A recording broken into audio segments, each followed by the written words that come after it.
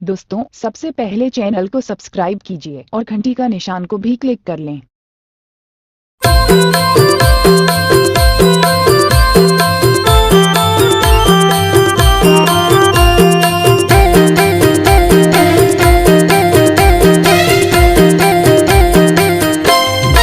छत्तीसगढ़ी मनोरंजन। छत्तीसगढ़ के माटी ला बांधो गिरो पूरी है धाम। छत्तीसगढ़ के माटी ला बांधो गिरो पूरी है धाम। चला दोनों झन जाबो जी संगे लेबो बाबा के नाम।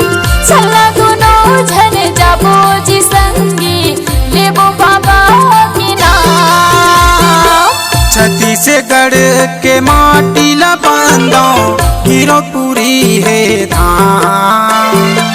छत्तीसगढ़ के माटी ला बांधो गिरो पूरी है धाम।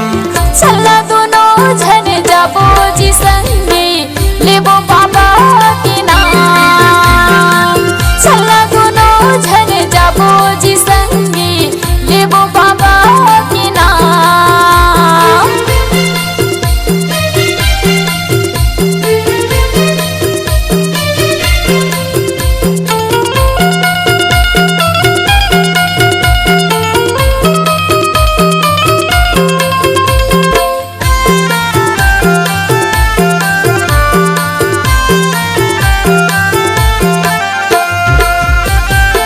छत्तीसगढ़ के माटी में बने है गुरु बाबा के धाम। चमचमावत ए डोंगरी माँ गुरु बाबा के खाम। छत्तीसगढ़ के माटी में बने है गुरु बाबा के धाम। चमचमावत ए डोंगरी माँ गुरु बाबा के खाम। इक्कीस हाथ के खाम भगड़े है सादा झंडा लहराएगा। 21 हाथ के खाम भगड़े है सादा झंडा लहराएगा। चला दोनों झन जाबो जी संगे लेबो बाबा के नाम। चलना दोनों झन जाबो जी संगी लेबो बाबा के नाम।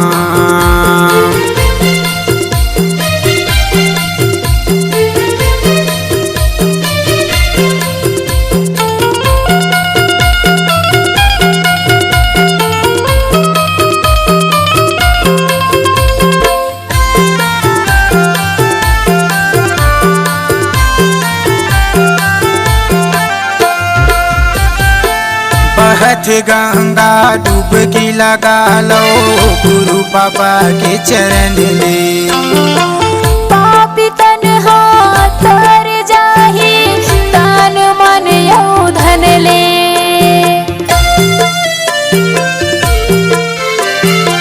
बहत गंगा डुबकी लगा लो गुरु बाबा के चरण ले। पापी तन्हा तर जाहि तन मन यौ धन ले। पापी तन ला कांचन बनाबो गुरु के चरण माँ। पापी तन ला कांचन बनाबो गुरु के चरण माँ। चला दोनों झन जाबो जी संगे लेबो बाबा के नाम। चलना दोनों झन जाबो जी संगी लेबो बाबा के नाम।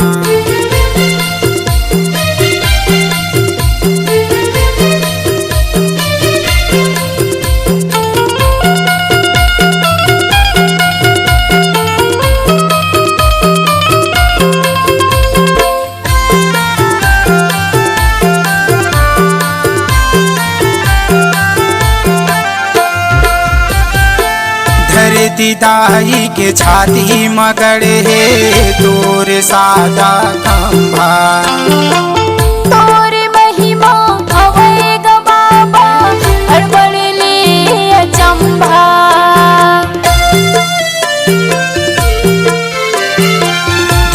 विदाई के छाती मगड़े हे तोरे सादा खंभा।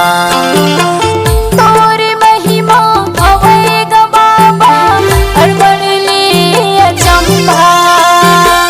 जोड़ा खाम के हवै निशानी गुरु तोरे धामा। जोड़ा खाम के हवै निशानी गुरु तोरे धामा। चला दोनों झन जाबो जी संगी लेबो बाबा के नाम। चला दोनों झन जाबो जी संगी लेबो बाबा के नाम। छत्तीसगढ़ के माटी ला बंदो गिरपुरी है धाम। छत्तीसगढ़ के माटी ला बंदो गिरपुरी है धाम। चला दोनों झन जाबो जी संगी लेबो बाबा के नाम।